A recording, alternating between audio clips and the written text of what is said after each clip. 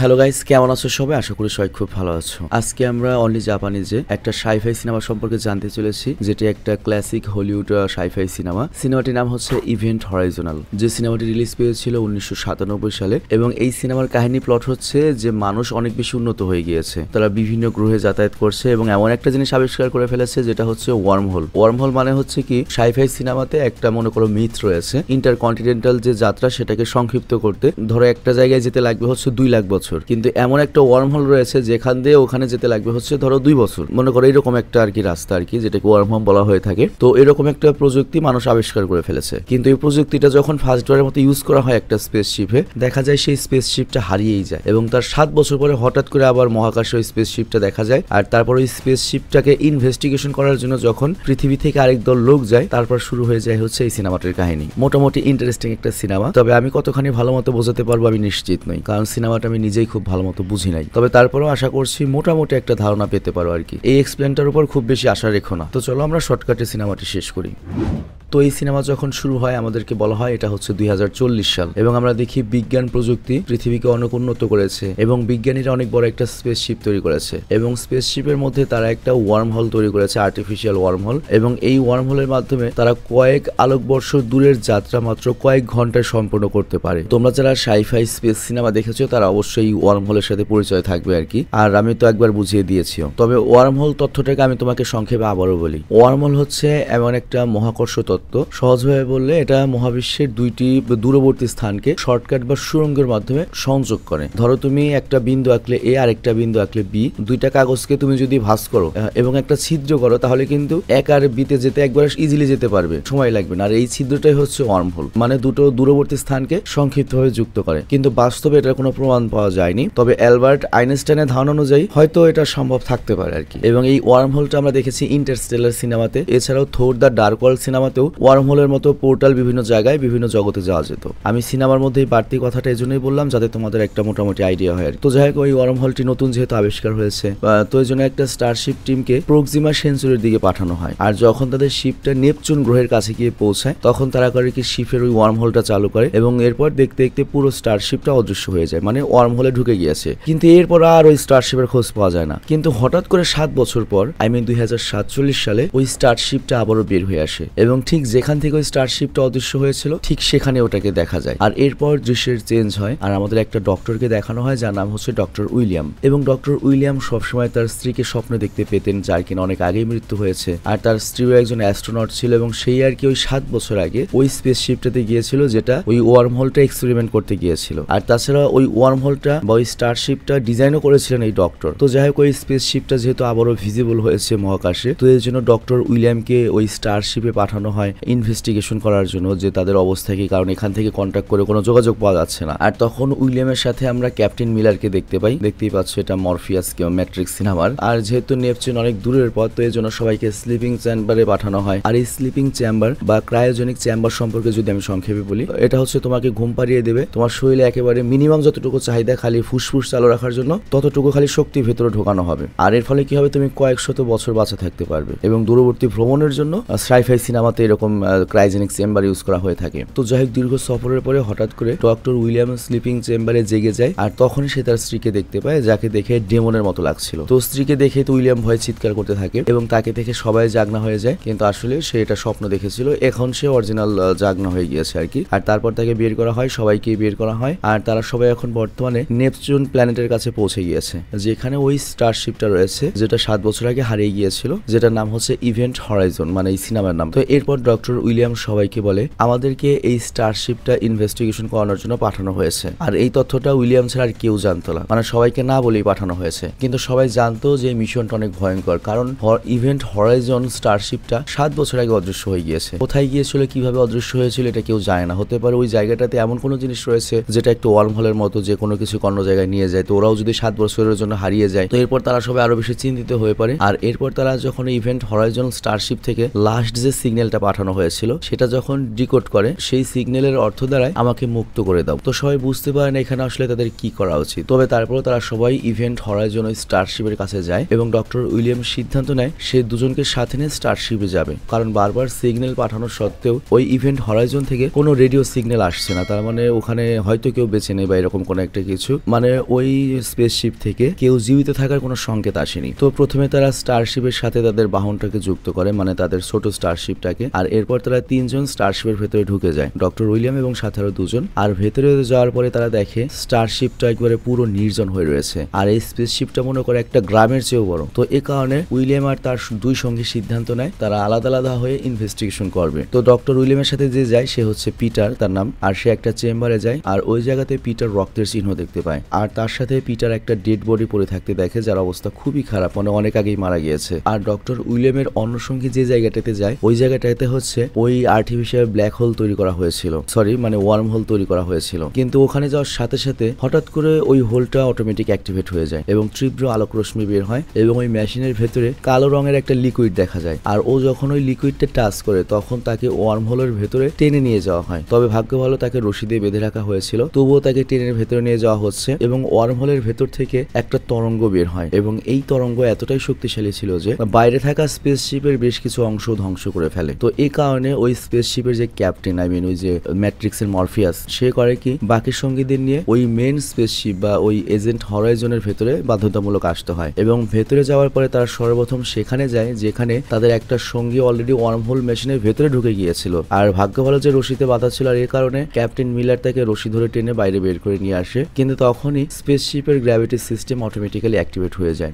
আর তখন তারা এটাও দেখতে পায় যে এই স্পেসশিপে শুধুমাত্র 20 ঘন্টার অক্সিজেনই বেঁচে রয়েছে, 20 ঘন্টা পরে অক্সিজেন শেষ হয়ে যাবে। তার মানে এখন তাদের বাইরে যে স্পেসশিপটা রয়েছে যেটা থেকে তারা পৃথিবী থেকে নেপচুন গ্রহের এখানে এসেছে, সেই স্পেসশিপটা ঠিক করলেই কেবলমাত্র তারা আবার বেঁচে ফিরতে পারবে পৃথিবীতে। তবে এই স্পেসশিপ ঠিক করার আগে বা রিপেয়ার করার আগে তারা সবাই মিলে একটা মিটিং করে, আর এই মিটিং এ তাদের যে টেকনিশিয়ান ছিল সে জানায় ওয়ার্ম হোল মেশিনটা একে অ্যাক্টিভেট হয়েছে, আর এই কারণে আমাদের ওই সঙ্গী ওই ওয়ার্ম হোলের ভেতরে চলে যায়। কিন্তু ডক্টর উইলিয়াম তখন বলে এটা তো সম্ভব না যে মেশিন নিজে নিজে চালু হবে, বাট ক্যাপ্টেন মিলার বলে হতে পারে মেশিন অন্য কোনো কারণে অন হয়ে গিয়েছে বা কোনো গ্লিচ হয়েছে, তবে মেশিন চালু হওয়ার কারণে আমার মনে হয় এই ইউনিভার্স থেকে অন্য কোনো ডাইমেনশনে যাওয়ার রাস্তা দেখা গিয়েছে, আর সেই দিকে আমাদের সঙ্গী চলে গিয়েছিল, আর আমাদের ওই মেশিনটা অবশ্যই বন্ধ করতে হবে এবং ওই মেশিনের আশেপাশেও কারো যাওয়া যাবে না। তো এরপর তারা সবাই সিদ্ধান্ত নেয় এরপর তারা কি আর ওই মেশিনের আশেপাশে যাবে না। তো এখানে অন্য ডাইমেনশন জিনিসটা কি? অন্য ডাইমেনশন বলতে ধরো আমি এখানে বসে ভয়েস দিচ্ছি, তুমি ওখানে বসে মোবাইল টিপছো, কিন্তু সৃষ্টিকর্তা যে সৃষ্টি পছন্দ করে হতে পারে এখানে অন্য একটা ডাইমেনশনে অন্য কোনো প্রাণী বসবাস করছে। তো যাই হোক এরপর সবাই যার যার কাজে ব্যস্ত হয়ে পড়ে, কিন্তু এখানে একটা অদ্ভুত ঘটনা দেখা যায়, সবার হ্যালোসিনেশন করা শুরু হয়। কেউ তার চোখের সামনে তার ছেলেকে দেখতে পায়, কেউ তার পরিবারকে দেখতে পায়, মানে সবাই তার প্রিয়জনকে যাদেরকে হারিয়েছে বা যাদের কথা মিস করছে তাদেরকে দেখতে পায়। সবাই বুঝতে পারছিল না তাদের সাথে কি হচ্ছে। আর তখন ক্যাপ্টেন মিলার সিদ্ধান্ত নেয় সে ওই এজেন্ট হরাইজনের যে ক্রু মেম্বাররা ছিল, নভোচারীরা ছিল, তারা তো অবশ্যই কোনো ভিডিও রেকর্ডিং করেছিল মিশনের, সেই ভিডিও রেকর্ডিং গুলো চেক করবে। তো এরপর তারা যখন ওই ভিডিওগুলো চেক করে তারা জানতে পারে ইভেন্ট হরাইজন স্পেসশিপের যে ক্রু মেম্বার যখন তারা ওয়ার্ম হোলটা মেশিন অন করেছিল তো এই ক্যামেরা অফ হয়ে গিয়েছিল এবং শুধুমাত্র ক্রু মেম্বারদের চিৎকার শোনা গিয়েছিল, আর তারপর সেখানে ইলেকট্রিসিটিও বন্ধ হয়ে যায়। আর এই দৃশ্য দেখার পরে ডক্টর উইলিয়াম করে কি সেই স্থানে যায় যেখান থেকে ইলেকট্রিসিটি সিস্টেম অন করা যায়, আর সেখানে যাওয়ার পরে আরো একবার ডক্টর উইলিয়াম তার স্ত্রীকে তার চোখের সামনে দেখতে পায়, আর এই দিকে স্পেসশিপের সেই ক্রুকে দেখা যায় যাকে ওয়ার্ম হোলের ভেতরে টেনে নিয়ে যাওয়া হয়েছিল, আর আমরা দেখতে পাই ওর তো জ্ঞান নেই এবং হঠাৎ করে ওর অনেক খিঁচুনি আসে, আর কিছুক্ষণ পর তার যখন জ্ঞান ফিরে সে বলে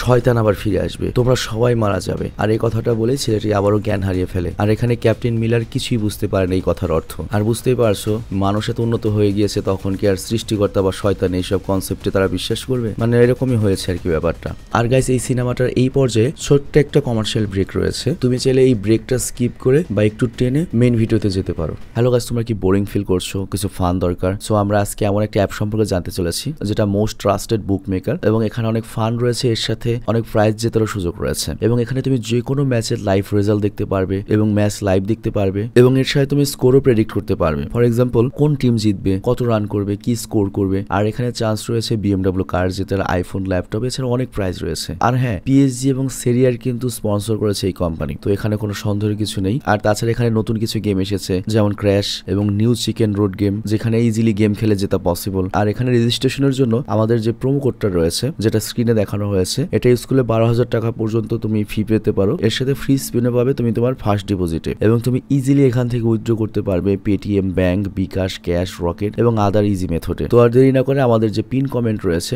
সেখান থেকে তুমি যেতে পারো রেজিস্ট্রেশন করতে, এবং যে প্রোমো কোডটা দেওয়া রয়েছে সেটা ইউজ করে বোনাস জিততে পারো। কিন্তু তখনই ক্যাপ্টেন মিলার তার এক সঙ্গীকে চোখের সামনে দেখতে পায়, মানে এটা তার দুর্বল পয়েন্ট, যে একটা মিশনে তার সামনে মারা গিয়েছিল। তো এটা দেখে সে ভেঙে পড়ে, আর এরপর সবাই একসাথে কথা বলে যে আসলে ঘটনা কি। তো তারা বলে যে হতে পারে এই স্পেসশিপটি গত 7 বছর যে প্ল্যানেটে ছিল ওটা এমন একটা প্ল্যানেট যেখানে এমন কোনো এন্টিটি বা এমন কোনো প্রাণী বসবাস করে যেটা হয়তো আমরা পৃথিবীতে শয়তান বলে জানি বা ডার্ক এনার্জি বলে জানি। তো হয়তো এই স্পেসশিপের সাথে ওই ধরনের কোনো প্রাণী বা ডার্ক এনার্জি এখানে চলে এসেছে। মানে বিষয়টা বুঝিয়ে বলি, আমরা সবাই কিন্তু দোজক বিশ্বাস করি, রাইট? এবং মনে করো দোজকের পোর্টাল খুলে গেল, তখন দোজক থেকে দুই একটা মনে করো যারা শাস্তি দেয় বা শয়তান চলে আসলো, ব্যাপারটা অনেকটা এরকম আর কি বুঝিয়েছে। তবে এই কথা ওরা খুব একটা বেশি গুরুত্ব দেয় না, কারণ ওদের মতে এরকম হয়তো কোনো কিছু এক্সিস্ট করে না। আর এইদিকে ওদের সেই সঙ্গী যে কিনা ওই ওয়ার্ম হোলের ভেতরে ঢুকে গিয়েছিল, ও তো এখনো বেহুশ অবস্থায় পড়ে রয়েছে, আর তাকে দেখাশোনা করার জন্য একজন মেডিকেল টেকনিশিয়ানও রয়েছে। কিন্তু হঠাৎ করে ওই ছেলেটির শরীর উধাও হয়ে যায়। তো এটা দেখে ওই মেডিকেল টেকনিশিয়ান মেয়েটি তো চমকে যায় এবং ভাবে হঠাৎ কোথায় উধাও হয়ে গেল। আর ঠিক তখনই সেখানে পাওয়ার রেঞ্জ ট্রিগার হয়ে যায়, মানে হঠাৎ করে পাওয়ার বেড়ে যায় জেনারেটরে। তো ওই পাওয়ার কন্ট্রোল করার জন্য টেকনিশিয়ান মেয়েটি করে কি কন্ট্রোল রুমের দিকে দৌড়ে যায়, আর সেখানে গিয়ে দেখতে পায় যে বাইরে থেকে কোন একজন ভেতরে ঢোকার চেষ্টা করছে, মানে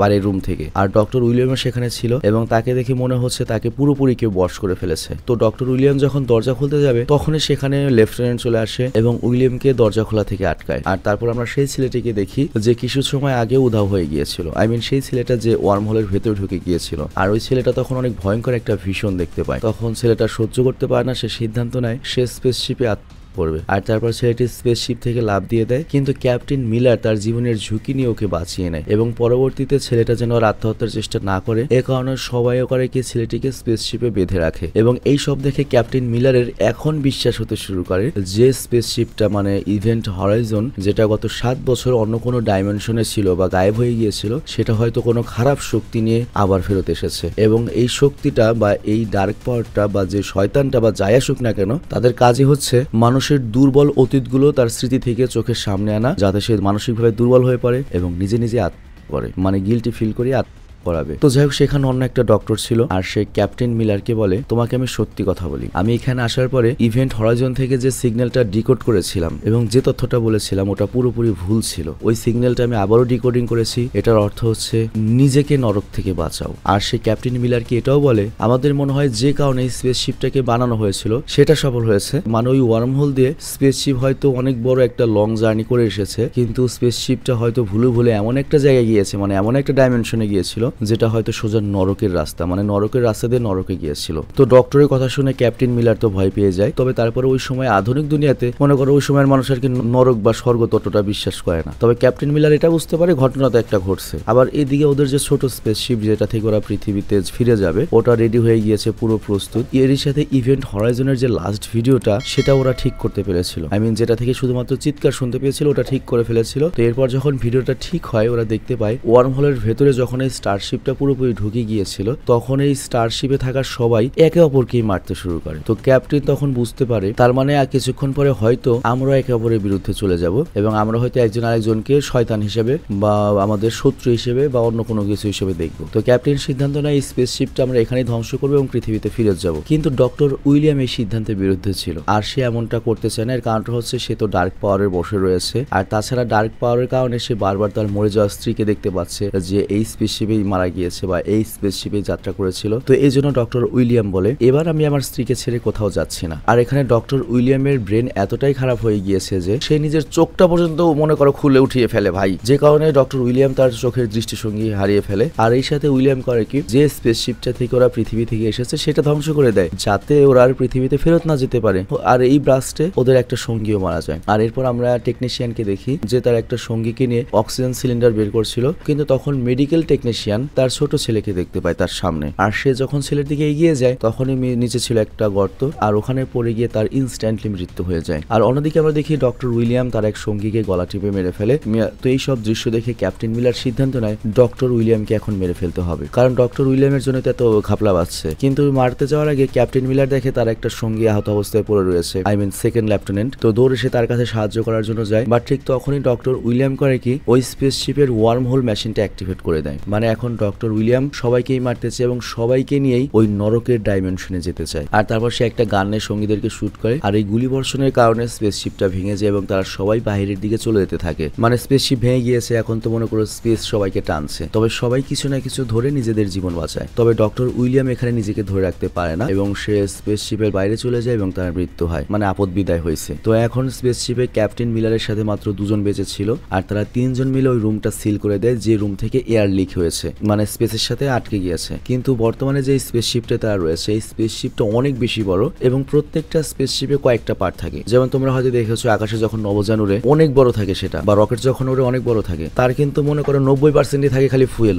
একটা করে ফুয়েল শেষ হবে, একটা পার্ট করে খুলে পড়ে, আর মেন পার্টটুকু হলে চলে যায়। তো এরকম যেগুলো স্পেসশিপ নভোযান, সেগুলোরও কয়েকটা পার্ট থাকে। একটা পার্ট থেকে এরকম স্পেসশিপের কোনো অংশ যদি নষ্ট হয়ে যায়, যাতে ওই পার্টে মানুষ আবার বেঁচে ফিরতে পারে। তো এই স্পেসশিপটা যেহেতু অনেক বড়, এই স্পেসশিপটা টোটাল 3টা ভাগে বিভক্ত। একটা ভাগ হচ্ছে স্কেপ পড, যেটার মাধ্যমে তারা পৃথিবীতে ফেরত যেতে পারবে। আরেক অংশ হচ্ছে ওয়ার্মহোল মেশিন, আর মাঝখানের অংশটা হচ্ছে গ্র্যাভিটিয়াল জায়গা। আর এই মেশিনটার সকল মেকানিজম নষ্ট হয়ে গিয়েছে। আর যেহেতু এই মেশিনের মেকানিজম সিস্টেম নষ্ট হয়ে গিয়েছে, মানে অটোমেটিক যে আলাদা হবে, এই জন্য তারা সিদ্ধান্ত নেয় মাঝের যে পার্টটা রয়েছে সেটা তারা ধ্বংস করে স্পেসশিপটাকে 2 ভাগে বিভক্ত করবে, যাতে স্কেপিং পড দিয়ে তারা পৃথিবীতে ফিরে যেতে পারে। মানে সব স্টারশিপ এভাবেই ডিজাইন করা হয়। তো তারা স্পেসশিপটি আলাদা করার কাজ শুরু করে, কিন্তু তখন বড় একটা পাইপ দিয়ে স্পেসশিপে লাল লিকুইড আসা শুরু হয়, মানে এগুলো হচ্ছে মানুষের রক্ত। তো এগুলো দেখে ওরা সবাই ভয় পেয়ে যায়। আর তারপর ক্যাপ্টেন মিলার করে কি, ওয়ার্ম হোলের অংশে এক্সপোজার অন করে রাখে, মানে বোম অন করে রাখে, আর ওই বোমটা যে ফাটবে সেটা রিমোট নিয়ে করে কি দূরে যেতে থাকে, যাতে বোমটা ফাটিয়ে দেবে। কিন্তু তার আগেই সে দেখতে পায় তার সেই সঙ্গী তার সামনে চলে এসেছে,